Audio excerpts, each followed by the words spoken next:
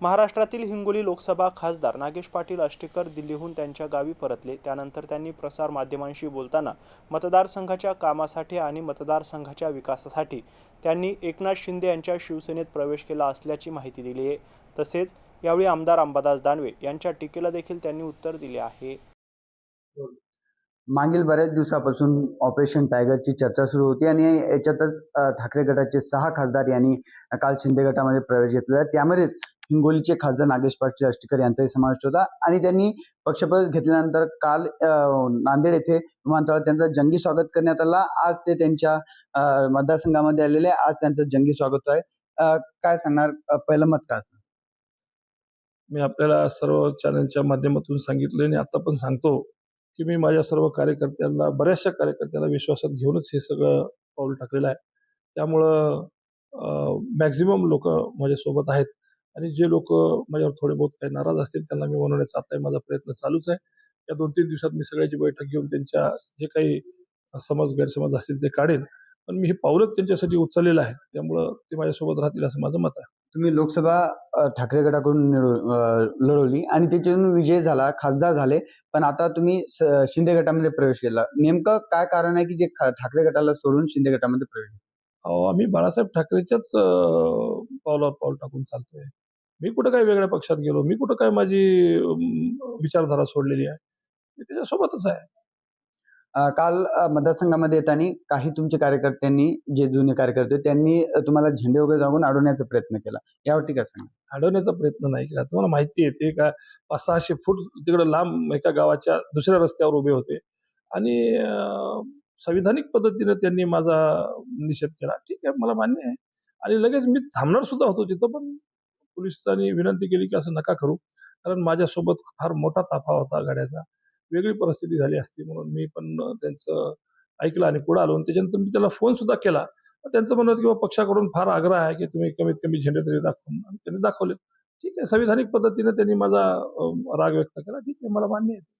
संजय राऊत यांनी तुम्हाला जे 6 खासदार गेले फुटलेत, यांना डरफोक, त्याच्यानंतर गद्दार अशी एक वक्तव्य केले. याकडे कसे बघतात? मोठे माणसं आहेत त्याच्याबद्दल मी नाही बोलणार. माझे मार्गदर्शक आहेत, वडिलांप्रमाणे आहेत, त्यामुळे मी त्यांच्यावर काही भाष्य करणार नाही. अंबादास दानवे यांनी सांगितले की हे जिथे दिसतील तिथं तोडवा, असं त्यांनी वक्तव्य केले. याकडे कसे बघतात? अंबादास दानवे सुद्धा ज्येष्ठ कार्यकर्ते आहेत, माझ्यापेक्षा वडीलधारीला आहेत. त्यामुळं मी त्यांना असं म्हणेन की लोकांना वेटीस नका न धरू. लोक बिचारे गोरगरीब असतात, ते जे माझे सहकारी असतात, त्यांना कशाला माझ्या विरोधात उचकायले. विषय काही तुमचा वैयक्तिक माझा असा असू शकत नाही, भविष्यात ते नसणार आहे. पण तसं जर काय करायचं तर तुम्ही या ना अडवायला, मी सक्षम आहोत. आपल्या मतदारसंघामध्ये काही नाराज जे शिवसैनिक आहेत, यांची भूमिका तुम्ही कशी तुमचं पॉझिटिव्ह करणार आहे आणि तुम्ही मतदारसंघामधील जे जनता आहे त्यांच्याकडे कसं मनमिलाव करणार? निश्चित जे माझ्यावर नाराज आहेत त्यांचं मनवण्याचा मी प्रयत्न करेन आणि माझ्या कार्यातून, माझ्या शैलीतून मला जेवढं जमते तेवढं मी त्यांना रिझवेन. त्यांना आज नाही तर उद्या त्यांना लक्षात येईल की मी हे जे पाऊल उचललं ते सर्वसामान्यांसाठी, त्यांच्यासाठीच उचललेलं पाऊल होतं आणि त्या माध्यमातून त्यांना आज नाही तर उद्या निश्चित कळेल, ते माझ्यासोबत राहतील. तुम्ही दिल्लीमध्ये असताना सुषमा अंधारे यांनी तुमचे चिरंजीव कृष्णा आष्टीकर यांना वक्तव्य केलेले आहेत. त्याकडे तुम्ही कसे बघता आणि तुमच्या मुलांनी त्याला प्रत्युत्तर दिलं? खूप छान प्रत्युत्तर दिलं. मला त्याचा अभिमान आहे. त्यानं संविधानिक पद्धतीनं जे काही त्यांनी त्याच्यावर आरोप लावले होते ते सगळे खोडून काढले. पण दुर्दैवी आहे, तो आघाडीचा पुरस्कृत उमेदवार असताना निवडणूक संपल्याच्या नंतर जर त्यांनी हे वक्तव्य केलं असतं तर मी समजू शकत होतो. पण निवडणूक चालू असताना हे वक्तव्य करणं खूप म्हणजे धक्कादायक आहे. ते उद्या चालून सुद्धा असंच जर हे काही बोलत राहील तर पक्षासाठी, उद्धव साहेबांसाठी सुद्धा हे खूप घातक गोष्ट आहे. त्यांनी वेळीच सावध झालं पाहिजे असं माझं मत आहे. तुम्ही ठाकरे गटामध्ये असताना शक्ती तुमचा विरोध होता. आता तुम्ही जे सत्तेमध्ये आहे त्यांच्या पक्षामध्ये तुम्ही पदार्पण केलेले. आता ते हे शक्ती करण्याचं ध्येय केलेले. तुम्ही याकडे कसं बघणार? तुम्ही परत याच्या विरोधात असणार? विद्यापीठ नाही आहे, शक्तीपीठ म्हणा. शक्तीपीठाला मी कालही विरोध केला, उद्याही विरोध करेल. जे शेतकऱ्याच्या हिताचं नाही आहे त्यासाठी मी त्या शेतकऱ्याच्या बाजूने उभं टाकेन.